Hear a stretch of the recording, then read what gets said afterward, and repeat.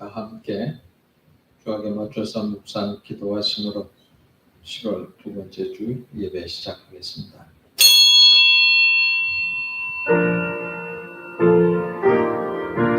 곧 너와 네 아들과 네 손자로 평생에 네 하나님 여호와를 경외하며 내가 너희에게 명한 그 모든 규례와 명령을 지키게 하기 위한 것이며 또 네 나라를 장국케 하기 위한 것입니다.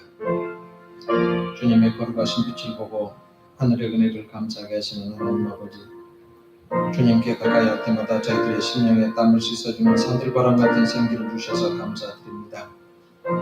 영혼을 구원하기 위해 우리는 생명의 씨앗이 심령마다 아름답고 향기로운 복과 열매를 맺게 하시옵소서.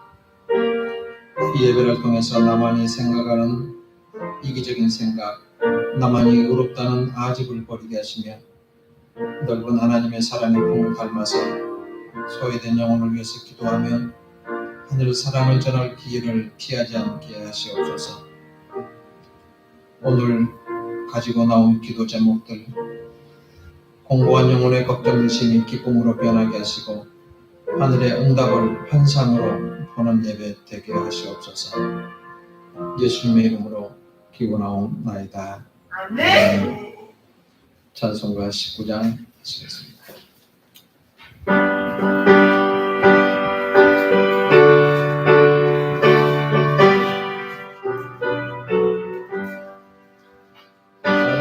찬송하는 소리서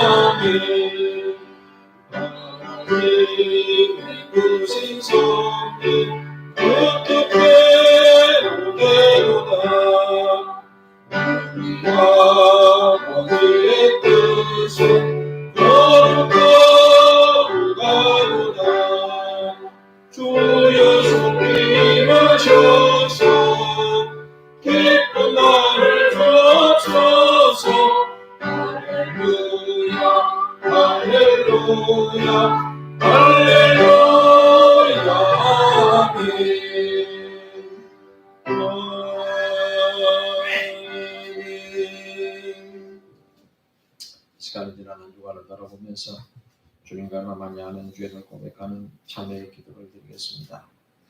예배를 잘 드리고 기도 열심히 하고 땀 흘려 헌신하고 봉사하면서도 나와 의견이 맞지 않는 사람 멀리하고 하찮은 일 가지고 양보하지 못하고 살아온 덕없는 사람이 바로 내가 아닐까. 주님과 나만이 알고 있는 심령의 상태를 성찰해보며 참여하는 기도를 드리겠습니다.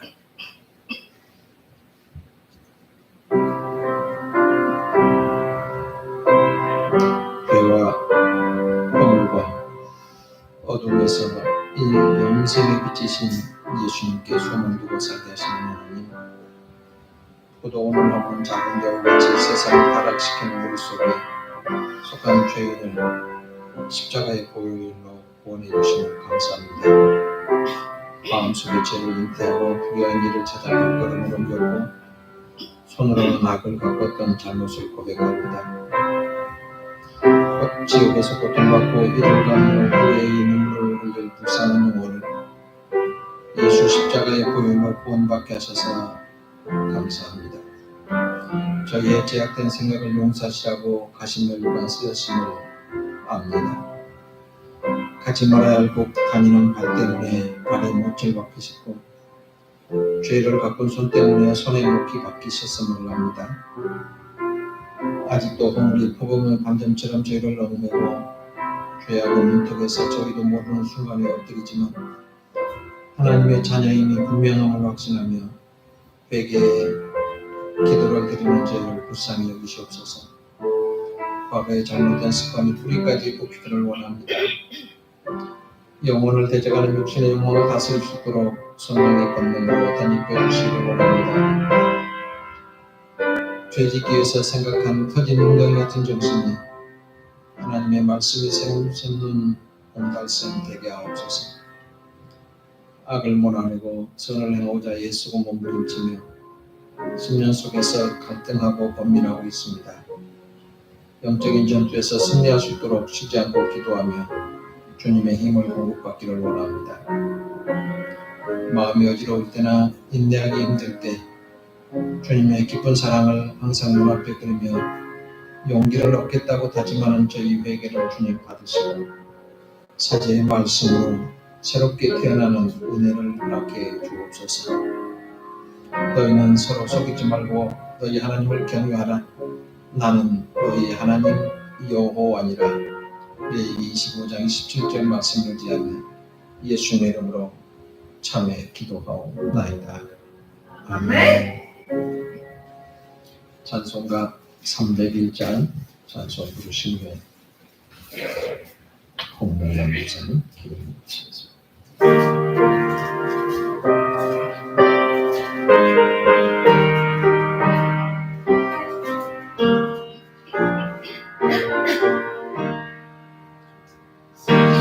지금까지 지내온 것 주의 크신 은혜와 아니 없는 주의 사랑 드리고 말하랴. 하나님의 주의 손이 항상 살펴주시고 모든 일을 주 안에서 영원하게 하시네. 영원함도 여자가나 쇠용보다 사는데 늙은 듯이 두신 주의 은혜로 가다 사랑하는 거리에 엄한 손길에 뱉되 주의 손을 굳게 잡고 전생과 벽가리라.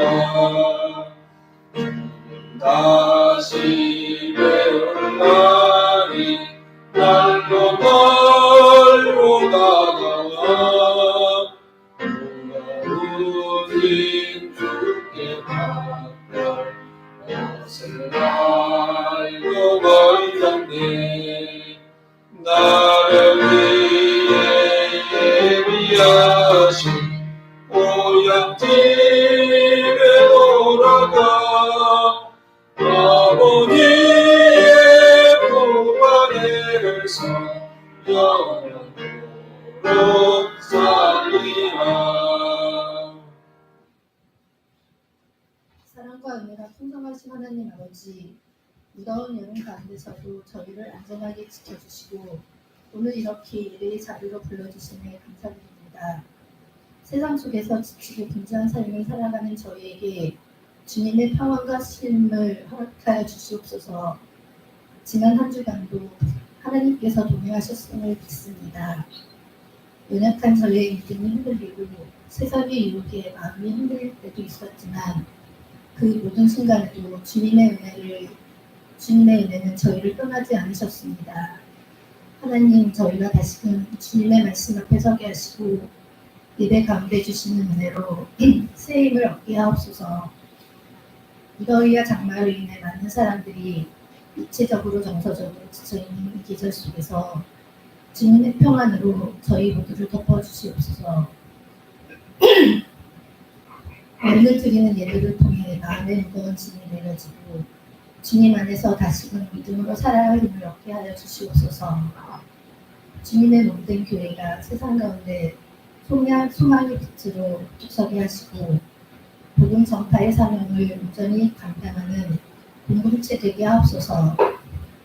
이 땅의 다음 세대가 말씀 안에서 자라나며 청년들이 신실한 믿음 위에 설 수 있도록 도와주옵소서.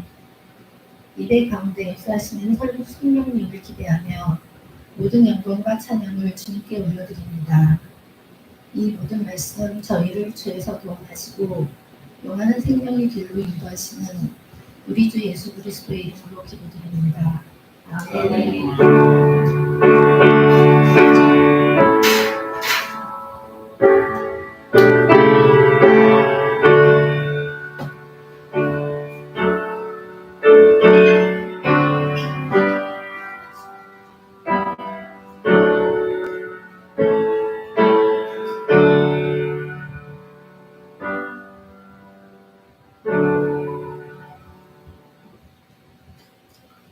오늘 우리에게 주신 하나님의 말씀은 신약성경 380조 베드로전서 3장 8절부터 17절 말씀까지.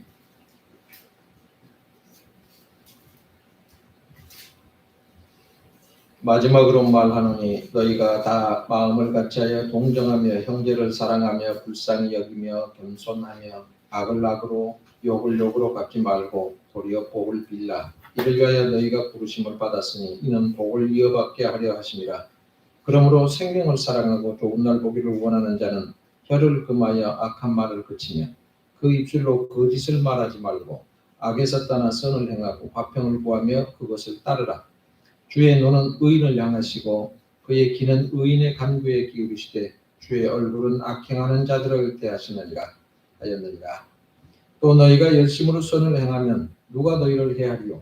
그런 의를 위하여 고난을 받으면 복 있는 자니 그들이 두려워하는 것을 두려워하지 말며 근심하지 말고 너희 마음에 그리스도를 주로 삼아 거룩하게 하고 너희 속에 있는 소망에 관한 이유를 묻는 자에게는 대답할 것을 항상 준비하되 온유와 두려움으로 하고 선한 양심을 가지라. 이는 그리스도 안에 있는 너희의 선행을 욕하는 자들로 그 비방하는 일에 부끄러움을 당하게 하려 함이라. 선을 행함으로 고난받는 것이 하나님의 뜻일진데 악을 행함으로 고난받는 것보다 나으니라. 아멘. 이혜정 권사님 참.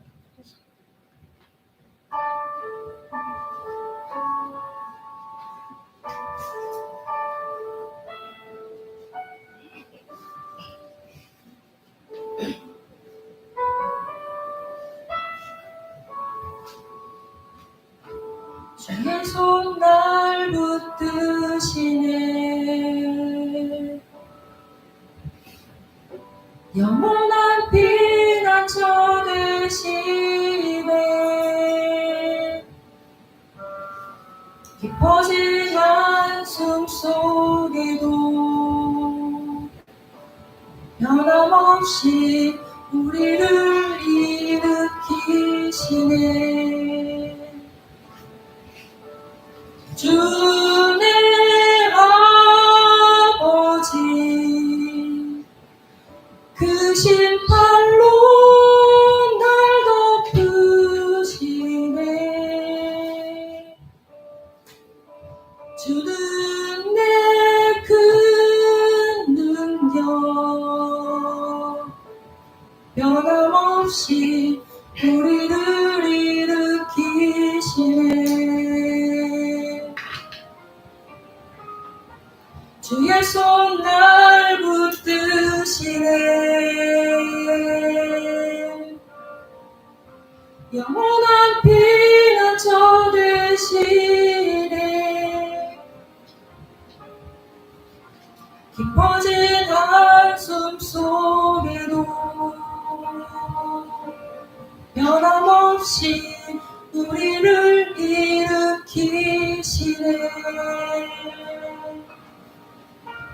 주의 아버지 그 신발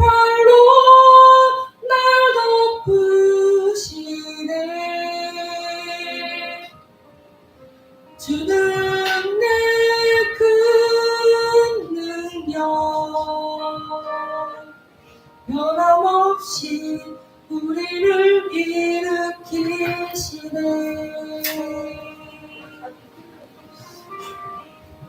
우리를 일으키시네.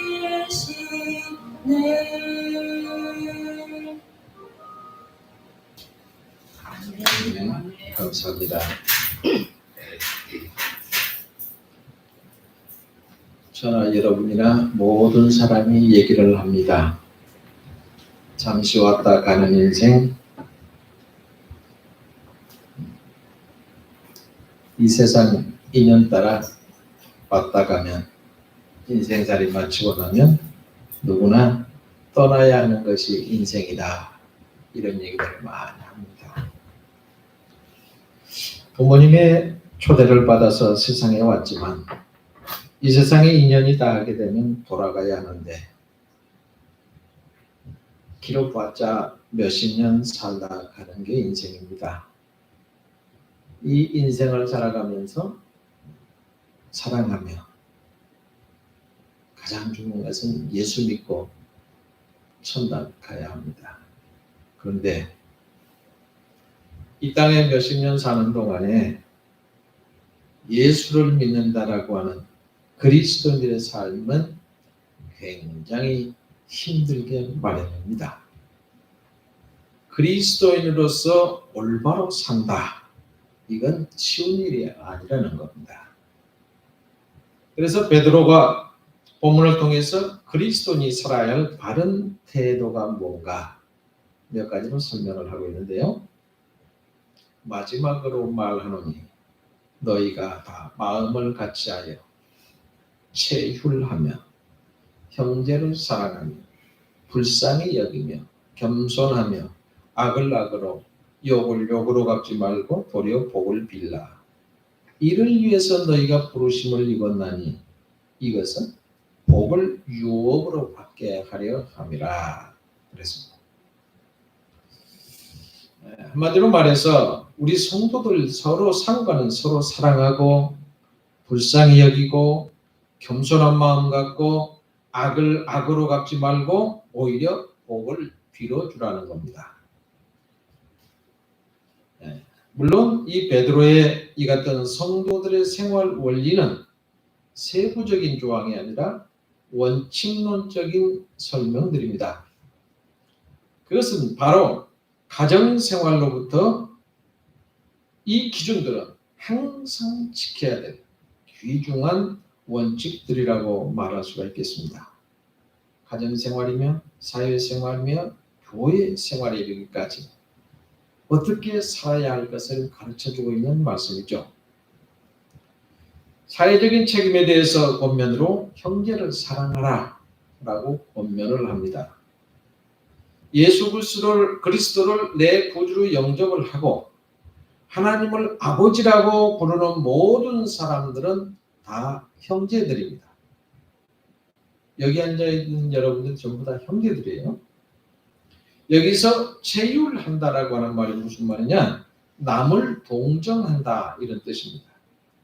다시 말하면 다른 사람의 고난에 내가 동참한다는 의미로 해석을 할 수가 있습니다. 그리고 형제를 사랑하라고 그랬는데 여기에서 형제는 예수 그리스도를 내 마음으로 영접하고 영적으로 거듭난 신앙의 형제들을 의미합니다. 다시 이거는 성도끼리 친밀하고 서로 돌봐줄 것을 가르치고 있는 거죠. 더욱이 겸손하라고 하는 명령은 성도끼리라도 서로가 숨기는 마음으로 살아야 함을 제시한 거죠. 한마디로 말해서 성도들의 가장 기본적인 덕목인 형제의 사랑을 강조하고 있는 말씀입니다.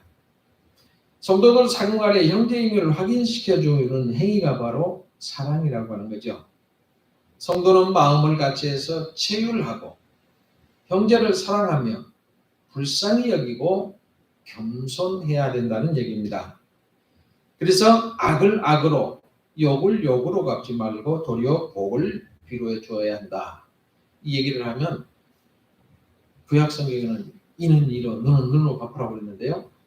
그런 사람들이 그렇게 질문을 합니다. 그 구약 시대고 우리는 신약 시대, 성령 시대 살고 있어요. 더 많은 죄를 짓지 말라 그래서 이는 이로 눈으로 갚으라고 하는 거예요.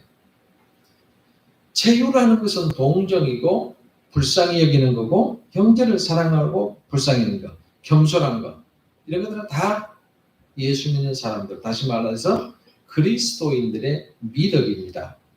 여러분, 나는 이렇게 하고 있을까? 오늘 본문에서 형제 사랑은 어떤 걸 얘기하냐? 같은 교회 다니고 같은 교단에 소속된 사람들만 사랑하는 걸 의미하지 않습니다. 교회가 다르고 교파가 다르고 다 섬기는 교회가 다르다고 할지라도 그리스도를 구주로 모시는 사람들은 모두가 다 한 형제입니다. 그리고 한 형제니까 서로 겸손하게 사랑하고 서로 돌보아야 됨을 교훈하고 있습니다. 그런데 목사들이 배개야 나라가 조용하다고 하는 얘기를 가끔 하는데 이 목사님들이 어떻게 가르쳐 놨는지 자기 교회 목사만 목사고 다른 교회 목사는 자기의 하수인처럼 아는 사람들이 상당히 많이 있어요. 마치 자기 교회 목사님은 하나님 대행자고 다른 교회 목사님들은 다 아닌 걸로 착각하는 사람이 있습니다. 물론 목사님들 중에는 수준에 못 미치는 목사님들이 들어 있기는 합니다만은 그렇게 해서는 안 된다는 얘기입니다. 사랑이 없다고 하면 어떻게 세상에 나가서 사람들을 향해서 사랑과 동정을 베풀 수가 있겠습니까? 같은 지체된 성도들을 감싸주고 이해하지도 못하면서 그 머리 대신 그리스도의 고난과 사랑을 이해할 수가 없죠. 만일에 주를 사랑한다고 하면서 형제를 비방하거나 욕한다고 하면 그건 분명히 위선적인 신앙생활이고 주님께 책망받을 일입니다. 그래서 성도는 먼저 형제 사랑을 이루어야 됩니다. 그리고 그 다음에 세상을 향해서 주님의 사랑을 외쳐야 됩니다. 형제 사랑도 못하면서 밖에 가서 그리스도의 사랑을 전한다고 하면 저 사람이 위선자네. 예를 들면 집안에서는 형제들끼리 지겹게 살아가면서 다른 사람한테 야 사랑은 이런 거야, 사랑해, 서로 사랑해. 그러면 그 사람은 좀 웃기는 사람이야. 그러고 말지 않겠어요? 그런 얘기입니다. 계속해서 베드로는 악을 선으로 갚는 것이 성도의 생활 원리라고 합니다. 그리스도인들이 선을 행해야 되는 이유는 왜요? 화평을 이루기 위해서. 악한 자의 악한 사람이 있는데 거기에 그 악한 행동을 굉장히 격한 말로 충고를 하게 되면 그 충고는 어떻게 됩니까? 도리어 충고를 받아들이는 게 아니고 반발을 촉발하게 됩니다. 그래서 결국 분란이 일어나게 되죠. 그래서 전쟁하는 겁니다. 그래서 선을 행하는 것에도 어느 정도의 기술이 필요한데 그것을 제시하는 것이 바로 본문의 복을 빌라라고 하는 표현입니다. 이 단어는 죄송합니다만 헬라어로 원어에 보면 어떤 사람을 좋게 말한다 그 뜻입니다. 복을 빌라라고 하는 뜻은 어떤 사람을 좋게 말한다. 우리는 근본이 어떻게 됐어요? 자기에게 잘해줘도 조금은 기분 나쁘면 그 사람을 다른 사람한테 얘기할 때 아 좋은 사람이야 이렇게 얘기하는 아 그 사람은 별로 별볼이야 그 사람은 나쁜 사람이야 이 얘기가 훨씬 더 잘 나와요. 그런데 다른 사람은 좋게 말한다. 그게 바로 복을 빌라라고 하는 뜻의 언어입니다. 악행을 행하는 사람을 비난해서 그 사람이 다른 악행을 유발시킬 게 아니라 도리어 선한 말로 계도해야 된다라고 하는 것을 의미하는 말입니다. 이렇게 해서 악을 제어하는 것이 바로 선으로 악을 이기는 겁니다. 그렇게 되면 화평을 이루게 되고 그 다음에 주님의 진리를 전파할 수 있게 되는 거예요. 내가 다른 사람을 계속 괴롭히고 힘들게 하고 어렵게 하고 막 하다가 다른 사람에게 예수 믿읍시다 그러면 너나 잘 믿어 새끼야. 너나 잘 믿고 지옥 가라 자식아. 그렇게 반응이 나타날 수밖에 없는 겁니다. 우리가 믿고 있다. 예수 그리스도를 믿고 있다고 했는데 이 그리스도인이 세상 사람과 다른 점 바로 악을 악으로 보복하지 않는다라고 하는 겁니다. 예수님께서도 악을 악으로 보복하지 말라. 어디에 그런 말이 있어요? 마태복음 5장 39절에 그런 말이 있습니다. 뭐라고 했냐면 나는 너희에게 이르노니 악한 자를 대적하지 말라. 누구든지 네 오른편 뺨을 치거든 왼편도 돌려대라. 그 말하시면서 그 말씀하셨어요. 또 누가복음 6장 28절에는 너희를 저주하는 자를 위해서 축복하며 너희를 모욕하는 자를 위해서 기도하라. 그 소리 들으면 굉장히 기분 나쁘잖아요. 누가 나를 욕했다 그러면 내가 분이 나서 굉장히 기분 나쁜데 그 사람을 위해서 기도하라. 기도할 수 있어요? 기도하라. 기도해야 합니다. 로마서 12장 17절에는 아무에게도 악으로 악을 갚지 말고 모든 사람 앞에서 선한 일을 도모하라. 그랬습니다. 모든 사람 앞에서 선한 일을 도모하라. 악한 말을 했어. 악을 쌓았어. 근데 선한 일을 도모하라 했고요. 데살로니가전서 5장 15절을 보면 삼가 누가 누구에든지 악으로 악을 갚지 말게 하고 오직 피차 대하든지 모든 사람을 대하든지 항상 선을 쫓으라. 이렇게 권면하고 있습니다. 여러분 하나님의 부름을 받은 우리들입니다. 그래서 성도라고 해요. 구별된 사람. 이 부름받은 성도의 삶이 이렇게 아름다워야 합니다. 그래서 성경은 너희 마음에 그리스도를 주로 삼아 열심히 선을 행하라. 의를 위해서 고난을 받으라. 다시 말해서 주 안에서 선을 행하라. 그런 말입니다. 더 나아가서 성경에서는 뭐라고 합니까? 의를 위해서 고난받는 것에 대해서 두려워하지 말고 소동하지 말라. 소동이라고 하는 게 흔들리지 말라는 얘기입니다. 여러분 의롭게 살면 다 칭찬받아야 되잖아요.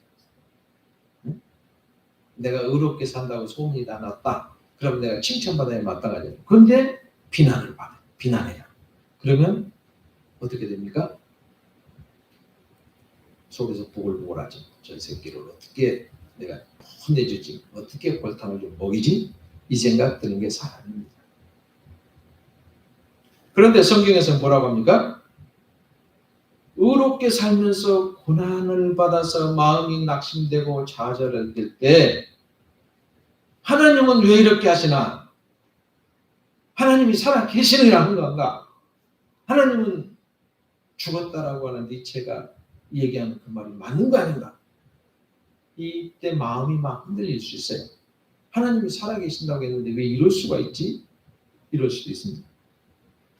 그런데 성경에서는 뭐라고 합니까? 의를 위해서 고난받으면 복 있는 사람이니 두려워하지 말고 흔들리지 말고 이렇게 우리에게 증거하고 있는 겁니다. 우리에게는 기뻐하고 즐거워라. 하늘에서 너희 상이 크십니다.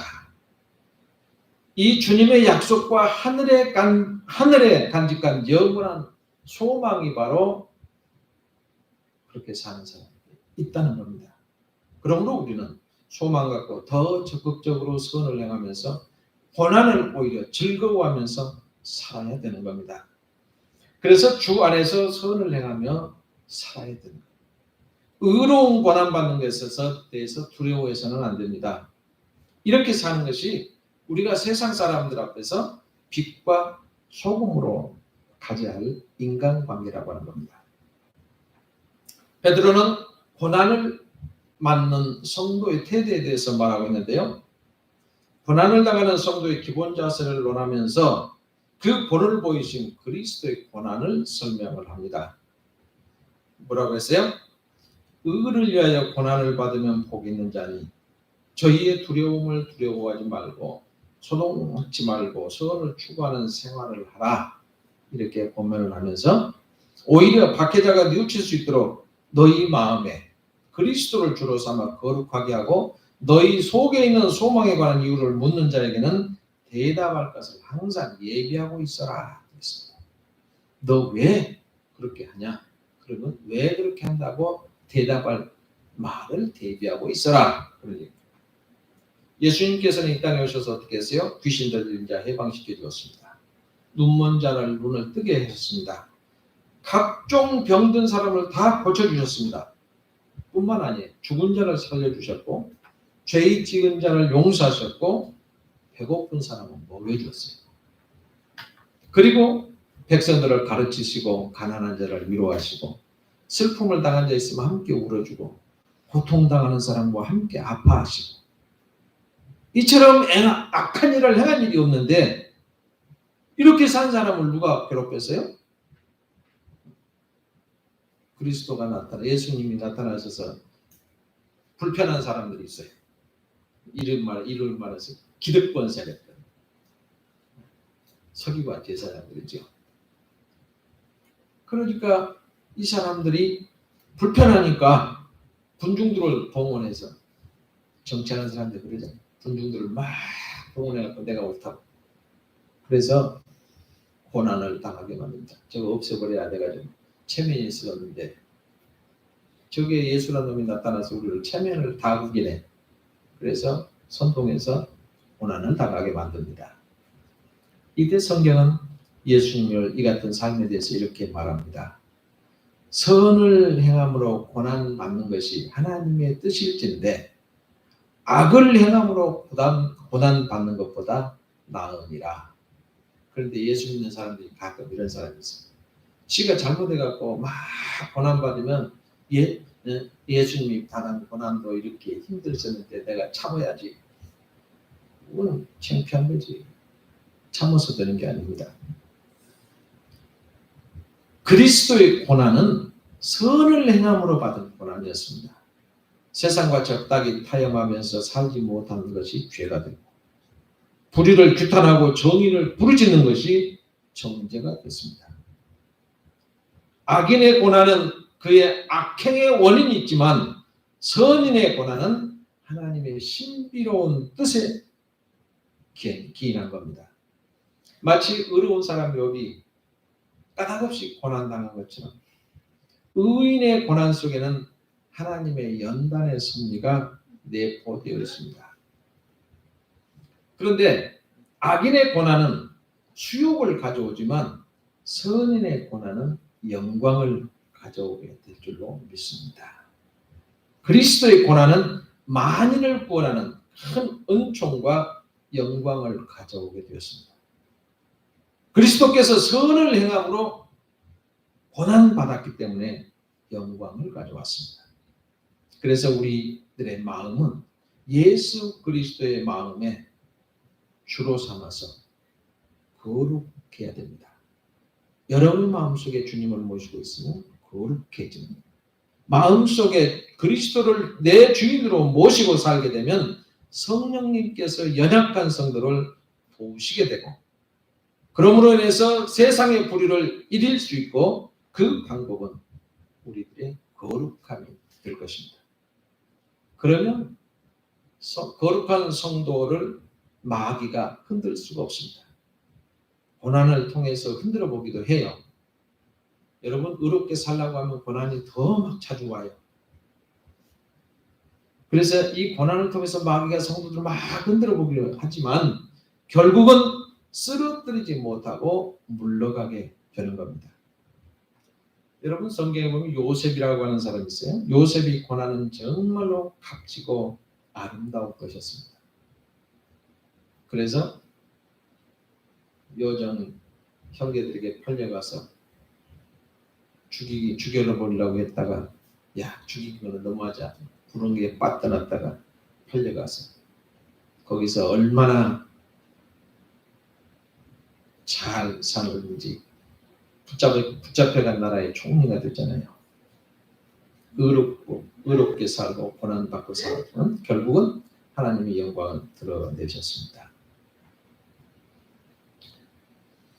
요셉의 고난은 이렇게 의를 이루었지만 야곱의 고난은 어떻습니까? 자신의 자아가 깨지는 아픔이 있기도 했습니다.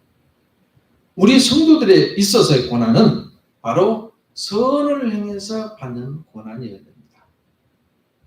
악을 삼고 살다가 고난받는 게 아니라 선을 행함으로 받는 고난이어야 합니다. 악이나 혹은 실수로 인해서 내게 찾아오는 고난은 결코 자랑거리가 아닙니다. 우리 예수 믿는 사람 잘 선택해야 돼요. 자기가 잘못해서 고난받으면 막 그걸 떠들고 있는 사람이 있어요. 그건 절대로 안 됩니다. 자랑거리가 아니에요. 악을 행함으로나 자기가 실수함으로 인해서 오는 고난은 자랑거리가 아닙니다. 우리는 예수 믿는다는 한 가지이기 때문에 불이익 당한 경우가 가끔 있어요. 그런데 예수 믿음으로 인해서 선을 행함으로 인해서 오는 고난, 오는 핍박, 다시 말하면 그걸 잘 고난을 기쁨으로 이기며 인내해야 되고, 바울은 로마서 8장 18절의 말씀에 생각한데 현재의 고난은 장차 우리에게 나타날 영광과 좋게 비교할 수 없다. 그래서 여러분 지금은 예수 믿는다고 여러분을 괴롭히는 사람이 있어요? 여러분을 예수 믿는다고 괴롭히는 사람도 없고요. 얼마나 좋은 세상입니까? 제가 주일학교 교회를 나갔어요. 주일학교 3학년 때 교회를 나갔는데 4학년 때는 어머니가 같이 나갔습니다. 새벽 기도를 하루도 안 받고 다니는데요. 이렇게 가까운 게 있는 게 아니에요. 산 넘고 물 건너서 1시간 걸어가야 돼요. 근데 하루도 안 받고 다녔어요. 그때 어머니가 교회를 나가시니까 아버지가 몽둥이로 날마다 쫓아주면 때려요. 아들은 한 번도 때리지, 저는 맞은 적이 없어요. 워낙에 죄송합니다. FM대로 살아서 우리에게 욕도 못 얻어먹은 적 없고. 그런데 이제 교회를 다니니까 교회에서도 그대로 FM대로 사니까요. 우리 애기 목사라고 그러고 집사님들이 다 우리 애기 목사 오셨네, 애기 목사 오셨네 그래. 약간 저도 그래서 제 운명은 애기 목사인 줄 알았어요. 그때부터 나는 목사인가 보다 이렇게 생각하고 살았어요. 근데 그 시절에는요 몽둥이로 피기도 하고 제 후배 하나는 집에서 호적 파버린다고 집안에서 난리가 났어요. 저 완도에 있는데 아예 그 종손 집안에서 그냥 쫓아낸다고 야단 났어요. 그렇게 해서 열심히 신앙생활 잘해서 자녀들이 다 복을 받았더라고요. 얼마 전에 물어보니까 뭐 국세청에도 있고 어디도 있고 황금색 되게 좋은 데가 많이 있더라고요. 아들도 그렇고 며느리도 그렇고 사이도 다 그렇고 그 진짜 보잘것없거든요. 어머니는 안준뱅이. 근데 그 집 아들 하나 낳았는데 그 아들이 교회 이제 우리 따라서 다니기 시작했거든요. 몇 년 뒤에. 그래서 그렇게 살았어요. 근데 그 시절에는 엄청나게 핍박을 받았습니다. 집안에서 쫓겨나기도 하고 호적을 파는 사람도 있고 몽둥이증을 여러 번 당한 경우도 있고 그래도 꿋꿋하게 예수 믿고 살았어요. 그래도 참고 견뎌야 합니다. 그래서 바울이 로마서 8장 18절에서 생각한데 현재의 고난은 장차 우리에게 나타날 영광과 좋게 비교할 수 없도다 이렇게 증거를 합니다. 여러분 고난을 가져다 주는 것이 얼마나 유익한지 고난을 이겨냄으로써 천국에서 받는 영광에 비교할 수 있는 것이 없다라고 하는 얘기입니다. 그래서 성경은 이렇게 말합니다. 너희 중에 고난당한 자가 있느냐? 저는 기도할 것이요. 즐거워하는 자가 있느냐? 저는 찬송할지니라. 여러분 하나님이 우리 아버지 되시고요. 우리의 구원자 되십니다.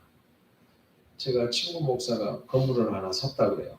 그래서 부자 됐네. 어디서 어떻게 해서 산 거야? 그랬더니 우리 아버지가 사줬어. 아버지가 부자인가 보지? 나는 그냥 통상 얘기를 하고 그랬더니 하나님 아버지가 줬대요. 하나님 우리 아버지인데 뭐 걱정이에요? 전부 융자 끼고 이렇게 맞춰서 샀어요. 난 아버지가 사줬다고 해서 엄청나게 돈이 많아서 아버지가 해준 줄 알았더니 믿음이 좋은 건지 장난으로 한 건지 모르겠습니다만 아버지가 사줬다고 해서 이런 신앙이 있어야죠. 아버지가 주셨다. 하나님은 우리 아버지 됩니다. 그리고 우리를 구원하신 분이에요. 그리고 우리들이 고난받는 거 다 기억하고 계십니다. 그래서 고난당하는 사람들은 내 마음속에 예수님을 주님으로 모시고 거룩한 삶으로 꼭 고난을 이겨내시기를 바랍니다. 또 고난당해도 괜찮냐? 이렇게 묻는 사람.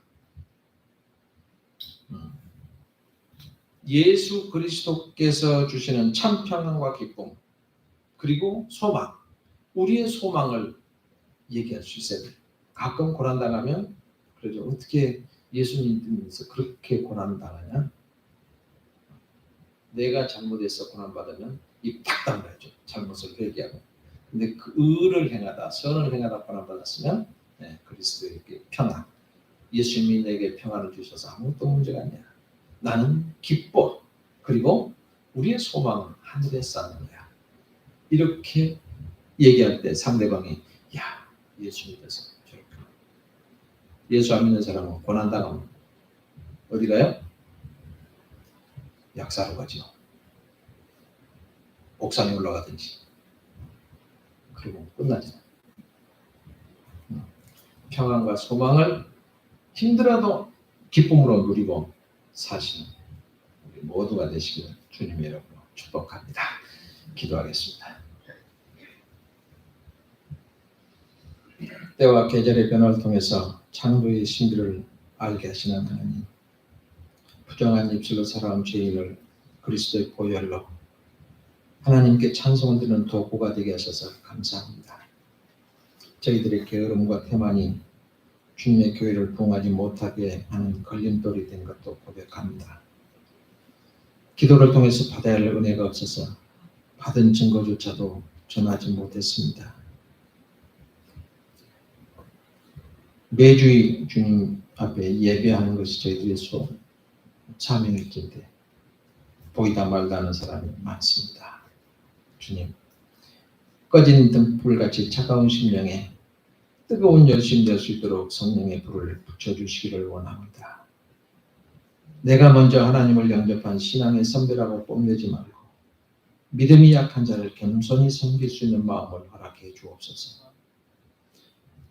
믿은 지 얼마 되지 않기 때문에 아직은 뒤뚱거리고 서툰 모습 보여도 정죄하고 판단하지 않게 하시고 주님께서 허물 많은 자를 참아주시고 기다려주셨듯 저희들도 격려하며 기다리며 도와주게 하옵소서.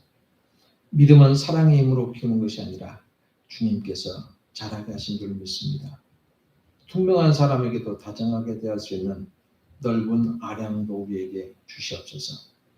사랑으로 대하면 사랑으로 응답할 줄로 믿습니다. 성부와 성자와 성령께서 연합하신 것처럼 우리 교회도 한 믿음 한 마음으로 연합하게 하옵소서. 이 나라가 계획을 위해서 몸부림치고 있습니다.